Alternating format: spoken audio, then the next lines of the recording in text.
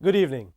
The debate about academics and sports and balancing the two in schools continues to rage on.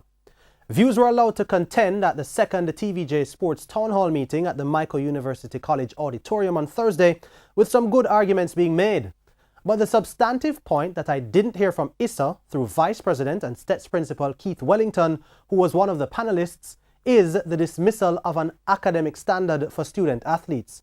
Now, I've often heard the term that academics comes first in school. It does not. A school is one of the most important social institutions in a child's life, where that child should learn more than just how to pass a test, but be given all the tools to be successful in life. Then there is a term that student athletes are students first and athletes after. Another misconception which isn't in line with modern reality. Not for some at least.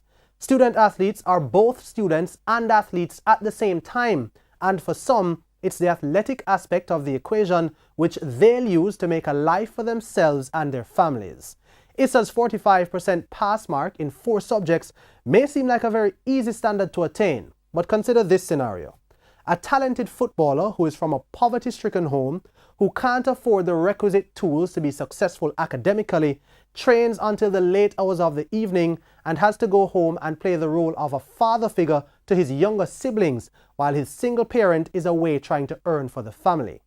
With all the physical and psychological stress that student faces, try as he might, attaining the minimum academic requirements may be impossible, but he shines brightly on the football field.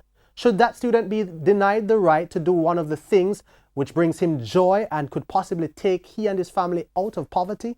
Absolutely not. At least not in my opinion. I think there needs to be a paradigm shift in ISA, and they need to realize that sport is now a multi-billion-dollar industry that can possibly earn our people a living far greater than any academic endeavor. My suggestion would be to assess students who fall below the minimum standards on a case-by-case basis to ascertain whether they are deliberately flunking in order to play sports or they have other challenges which need greater attention. Student athletes are already burdened by having to put additional stress on their minds and bodies. ISA, in conjunction with the respective schools, should try to create an environment that gives them the best chance of success. I'm Jordan Fort. Good evening.